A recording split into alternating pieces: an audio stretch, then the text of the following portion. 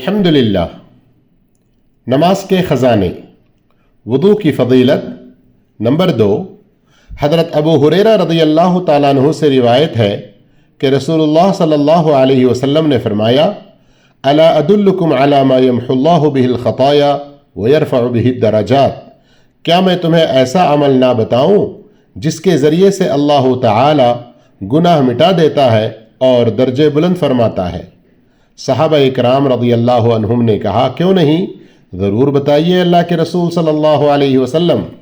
تب آپ صلی اللہ علیہ وسلم نے فرمایا اسباغ الوضوء علی المکارہ وکثرۃ الخطى الی المساجد وانتظار الصلاة بعد الصلاة فذلکم الرباط، مشقت اور ناگواری کے باوجود کامل وضو کرنا، مسجدوں کی طرف زیادہ قدم چلنا اور ایک نماز کے بعد دوسری نماز کا انتظار کرنا، پس یہی رباط ہے۔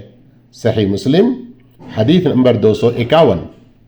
اس حدیث میں رباط کے معنی جہاد کے لیے ہمیشہ تیار رہنے کے ہیں۔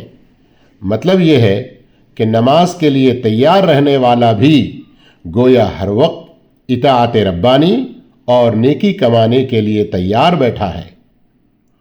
حضرت عثمان بن عفان رضی اللہ تعالیٰ عنہ سے روایت ہے رسول اللہ صلی اللہ علیہ وسلم نے فرمایا من توضأ فأحسن الوضوء خرجت خطاياه من جسده حتى تخرج من تحت اظفاره، جس شخص نے وضو کیا اور اچھے طریقے سے سنت کے مطابق وضو کیا تو اس کے جسم سے گناہ نکل جاتے ہیں حتیٰ کہ اس کے ناخنوں کے نیچے سے بھی۔